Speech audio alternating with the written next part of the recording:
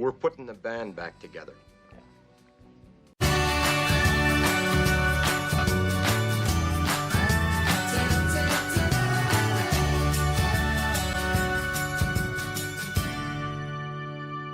Hello and welcome back to Hockey Talkie, and welcome back Andrew Shaw. Another year, another former player that the Blackhawks bring back. Seriously, it's like clockwork.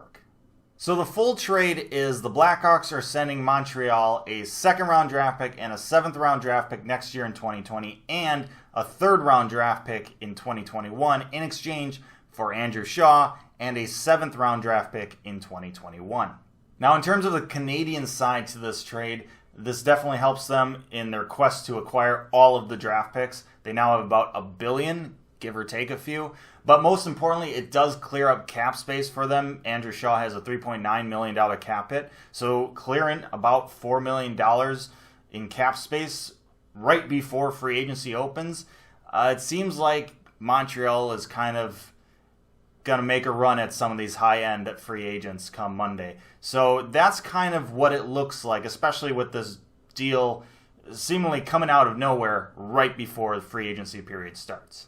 Now, on the more important side of the trade, the Blackhawks side, this is an interesting trade. Obviously, we're getting beloved Andrew Shaw back, but it's $3.9 million contract for 3 more years, which doesn't hurt us this year. It's actually not that bad because Andrew Shaw is a good player still, and we're not against the cap this year. So this year, not too bad. It's the remaining 2 years, when we have to re-sign Strome and DeBrincat.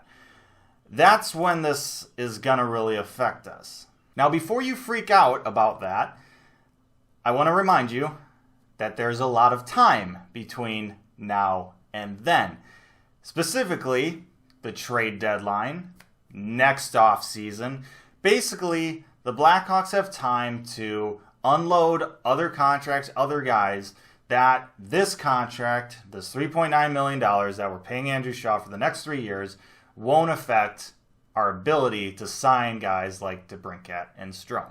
Now, despite the whole salary cap situation, this trade still is interesting from the Hawks' perspective because the Hawks already have a guy like Andrew Shaw in the lineup, Jakubczak, who is cheaper than Shaw, by the way. But there is 2 differences between the 2 players. Number one, Jakubczak doesn't take as many bad penalties as Andrew Shaw. But number 2, Jakubczak also doesn't score as much as Andrew Shaw. So kind of in the end, how I'm picturing this is Andrew Shaw is definitely an upgrade to our bottom 6. No doubt. And I'm all for that. This year, I feel like this trade makes a lot of sense. It's the following years where we're going to have to be careful, and we're probably going to see some additional moves because of this trade.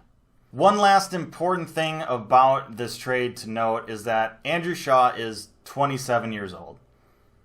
We're used to bringing back former washed-up players. Andrew Shaw is not that. He's still a good player. He still has hockey in him. So don't be too concerned about our previous history of these types of trades. This one isn't quite the same.